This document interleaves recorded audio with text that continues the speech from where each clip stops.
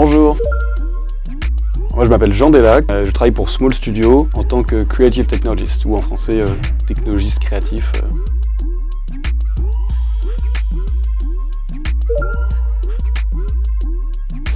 Alors du coup dans ce studio qui produit et crée des expériences immersives, mon travail ça va être un peu de mettre en relation et de faire dialoguer une vision artistique des auteurs et des réalités technologiques.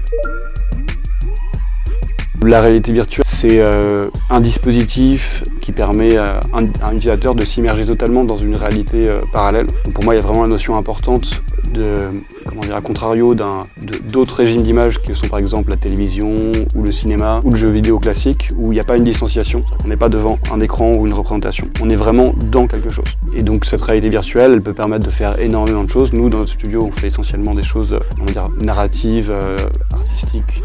Mais ça peut être utilisé pour évidemment des choses de l'ordre du social, comme par exemple faire une réunion dans un espace en réalité virtuelle, faire des présentations, apprendre des choses, voyager.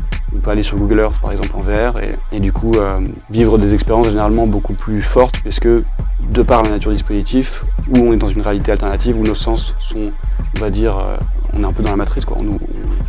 On remplace notre sens visuel totalement et auditif et du coup on a un niveau d'immersion et du coup des capacités d'empathie, aussi de sensations physiques, de perception qui est vraiment unique.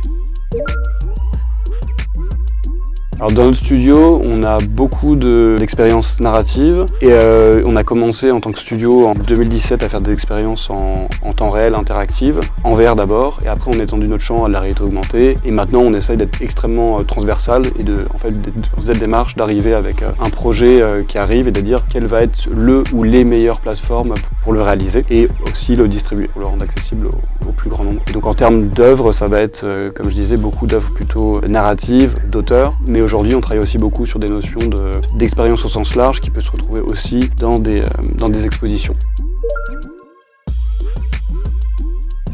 Alors dans le futur, à très long terme, c'est très difficile à dire parce que ça bouge extrêmement vite et dans plein de directions.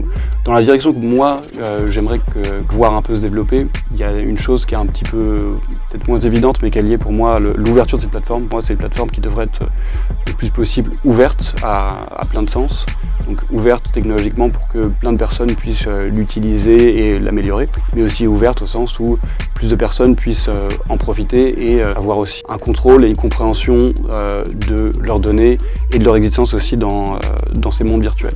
Concrètement, ça veut dire le développement de technologies libres. Ça passe aujourd'hui beaucoup par OpenXR et WebXR qui sont deux standards qui permettent d'ouvrir en fait les devices et les expériences de réalité virtuelle sur des plateformes ouvertes, notamment le web, et de ne pas être bloqué sur des plateformes, on va dire, propriétaires ou qui potentiellement peuvent avoir un contrôle total des expériences et en gros de qui accède, comment, pourquoi, quel contenu.